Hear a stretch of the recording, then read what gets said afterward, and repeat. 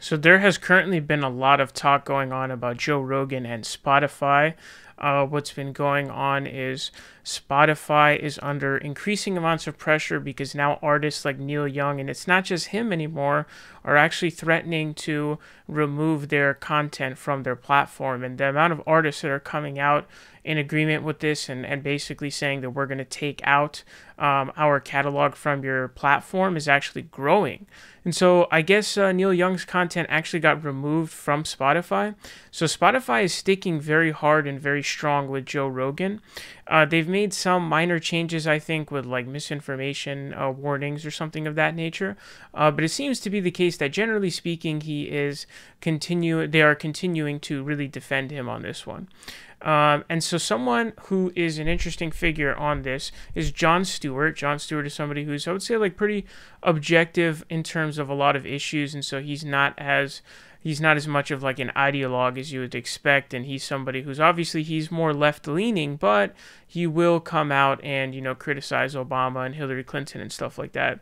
So anytime you have someone like that, you value their opinion more because it comes more from an objective perspective rather than an ideological kind of specific one, right? Or a, pundit kind of view. So Jon Stewart actually defends Joe Rogan, and he's actually defending him. Jon Stewart was actually on Joe Rogan's podcast. If you guys don't remember, he went on there. I think he's only been on there once. And so Jon Stewart talked about this on his show called The Problem with Jon Stewart on Apple TV.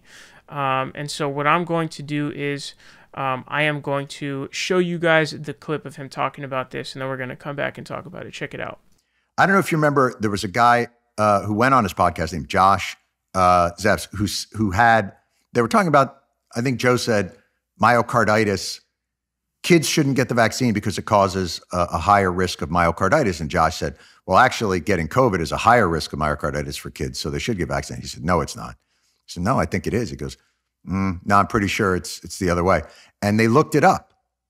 And when they looked it up, it came out that it's a much greater risk if you get COVID and you're, 8 to 12 or 6 to 15 or whatever the age range was.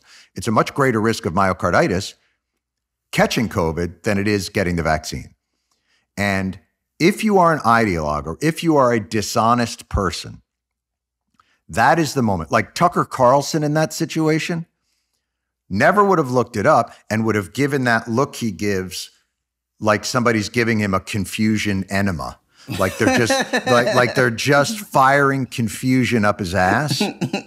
And Joe just went like, oh, I didn't know. Oh, okay, I didn't get that. And that to me says, oh, that's a person that you can engage with. So as you guys could see there, what Jon Stewart is referencing in that situation to show that, Joe Rogan's not an ideologue and he's not, I think he's trying to say that, some of it is purposeful. I mean, he says there's no question that there's egregious misinformation that's purposeful and hateful that's being moderated as credit to the platforms that run them. But this overreaction to Rogan, I think this is a mistake. And he's saying that he's not an ideologue in any way and is open to being corrected when he's wrong. So this is something that's a big thing that people talk about. A lot of people don't like how inconsistent Joe Rogan is, and it seems like his opinions change with whatever guest he has on. So generally speaking, in the past, he kind of flip-flops on positions, which is fine. It's fine to change your mind on things as long as it's not some kind of ulterior motive like gaining money in exchange for doing it or gaining more fans and you're just simply saying whatever your fans want. That's dishonest. But, there's nothing wrong with genuinely changing your opinion, nothing wrong with that at all. And so what he essentially is bringing up here is the Josh Zepps situation, where this was a viral moment on the Joe Rogan podcast, where it was shown that, you have a higher risk of myocarditis for young people from getting COVID than the vaccine. So there were some preliminary studies that weren't completed and weren't actually peer-reviewed that was saying that there was like a high risk of myocarditis relative to, I think like hospitalization rates and stuff like that in young people. That was never, most of those studies weren't actually finished. They were preliminary studies and they were not peer reviewed. So it was overblown. A few countries started to slow it down based on the preliminary data, just out of precaution. but the evidence did not end up actually panning out in terms of that. So again, it's one of the alarmist, BS that comes from anti-vaxxers. But he got debunked by this guy, and, what Jon Stewart says there is like as if like it was an honest moment for Joe Rogan. And I'm going to show you guys the clip here in a second. It's not Joe Rogan that looks this up. And Jon Stewart is obviously, he's a geezer, right? So he doesn't know anything like this kind of stuff. It's not Joe Rogan that searched that up. It was his assistant, Jamie, right? Who's, I believe he has a liberal. He's a liberal, so he's going to have like more of like a left-wing slant. But he's the one who looked it up. It was not Joe Rogan who brought that up. It was Jamie who brought that up. So, and you can see here at the end of this clip that Joe Rogan is not going to be the person that he's trying to paint him as, of just like an honest, oh, wow, really? You can check it out here. For young boys in particular, there's an adverse risk associated with the vaccine. It's like a 2 to 4-fold increase in the instances of myocarditis. Yes, but you know what? Hospitalization. You know that there's an increased risk of myocarditis among that age cohort from getting COVID as well, which exceeds the risk of myocarditis from the vaccine. I don't think that's true. I don't think it's true. No. I don't think it's true that there's an increased risk of myocarditis from people catching COVID that are young versus increased risk of myocarditis from the vaccine. No, there is. There's both. Well, let's look that up because I don't think that's true. Myocarditis is more common after COVID-19 infection than vaccination. But is this with children? Yeah, we're talking about young people. Men and boys aged under 30 after this is what it says here. With children is the issue. Well, no, we were talking about 15-year-olds. Well, we're talking about young children. Male child. 12 to 17.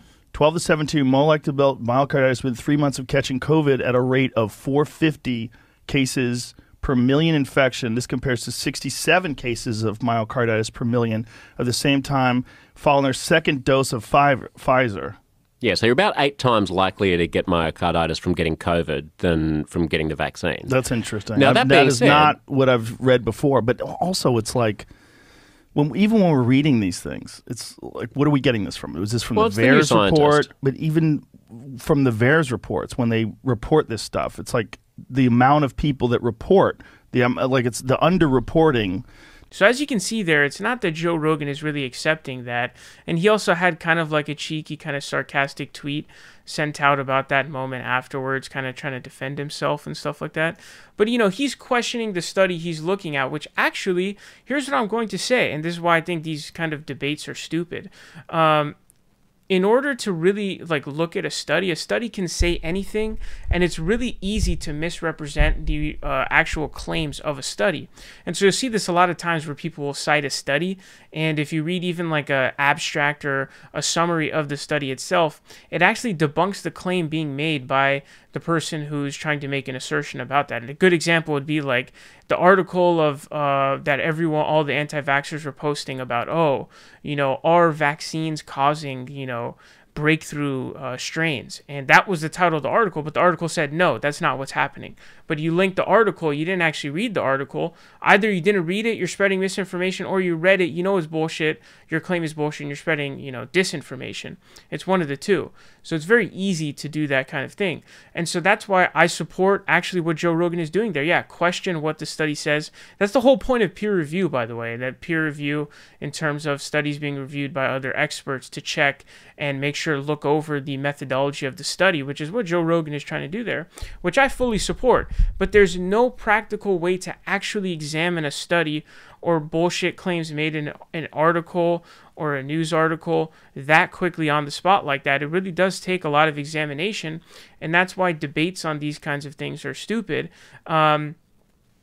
Except for, maybe if you're experts, like multiple experts talking about it, then maybe it could be something. Another thing that he says is, don't leave, don't abandon, don't censor, engage. Now, I would, for the most part, agree with something like that.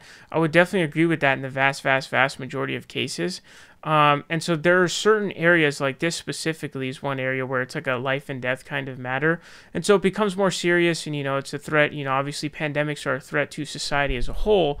And so they have to be taken on that serious level. And anytime you're talking about like public health threats, obviously, it's no longer a freedom issue because your freedom is impinging upon others, right? So it's no longer in that realm. But for the most part, I would agree with that. But what I would say is debates on these things are largely futile unless you are an expert. So if you're an expert in the area, like for example, if you get into flat earth debates with flat earthers, I'm sure they're going to send you a bunch of links and random things that take like a while to examine and really sift through all the bullshit. And you're probably not equipped to do that because you're not an expert, on, the shape of the earth and things like that, right? So it would be good for somebody who is, maybe like a geologist or something, somewhere in that realm, some expert in the area to actually be able to debunk it because they know the ins and outs of that topic, right? So same thing goes for this, right? There's no point of a debate between two idiots who are not scientists or doctors on this kind of thing, on this issue. It's okay to question things, obviously, but these kinds of like debates where I'm supposed to take the opinion of Joe fucking Rogan, the self-proclaimed moron, over the vast majority of the scientific community is laughable. It's hilarious, really, it is. And so this is pointless of you getting into a debate with an anti-vaxxer because they'll send you random stuff, or maybe even some of them will seem legit because they're preliminary studies that was reported by the news, and a few Nordic countries were very overly cautious with the myocarditis thing and paused the vaccine. But that was preliminary data that didn't end up panning out. It wasn't even finished, wasn't even peer reviewed. So some of them may even seem legit, but really they're not. And so there's no point of getting yourself into that hole. And so I think the only time you should really engage in that is if you are an expert and you can really do away with the bullshit. Otherwise, it's actually kind of dangerous to do so because you can end up kind of giving some of the stupid stuff, credence by not being able to on the fly like debunk something like that. So if somebody sends you like a quote unquote study and you don't even have time to look it over in depth and see what is going on there, or look up reviews of that study, you can go away with something that's not legit, obviously, right? He says another interesting thing, though. He says misinformation will always be out there, but if the algorithm drives people further and further down the rabbit hole, the algorithm is the amplifier and the catalyst of extremism. And so with this, what he's trying to say, he says there are dishonest bad actors in the world, and identifying those is so much more important to me. So he's trying to make the claim that Joe Rogan is not a dishonest bad actor. I disagree. I think that in this situation, he is a bad actor purposefully pushing, at the very least, misinformation going on. And he's not honest on his platform. He doesn't actually have people on who are legitimate in the area. And most of his guests are people who are going to agree with him. Most of his stories are bullshit. He's not genuinely looking for the truth. He is instead somebody who is just trying to find a way to argue his anti-vax BS. But, he's trying to say that, like, getting rid of Joe Rogan wouldn't get rid of the problem, which is like, okay, that's a good point. That was something that I thought about even before. Like I think I talked about it in my last Joe Rogan video.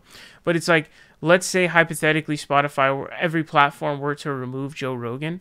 Would that all of a sudden like get rid of a significant amount of anti-vax rhetoric or thought or things like that? I don't think it would. It would just move on to somebody else. Right now, Joe Rogan is a Jesus figure for the right wing and people who are anti-vaccine. It's really cringe that like this guy, it's hilarious. Like you have like the whole scientific community, all this stuff, and you choose Joe Rogan. How hilarious is that? So I would say that's a good point. Do I support Spotify taking down Joe Rogan's entire podcast? I don't know. It's definitely really difficult waters for me personally because it is like you don't want to deplatform, you don't want to censor because you want to support free speech. But in an area like this where it is a pandemic and it is life and death and you're not an expert and you're spewing a bunch of verifiable bullshit, what can a platform really do? So it's a really difficult situation for me personally, I would say. And I would say if someone like Joe Rogan got removed, it would really be a serious precedent set because he's just so massive of a platform, right?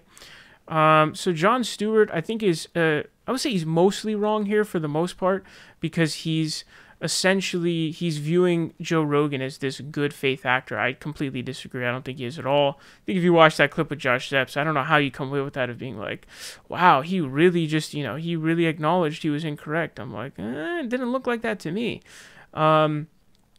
And so, you know, he had essentially no choice in that situation. I mean, what was he going to say? But, you know, the point about misinformation always existing, I think that is pretty legit in terms of that's probably true. But let me know your thoughts down below.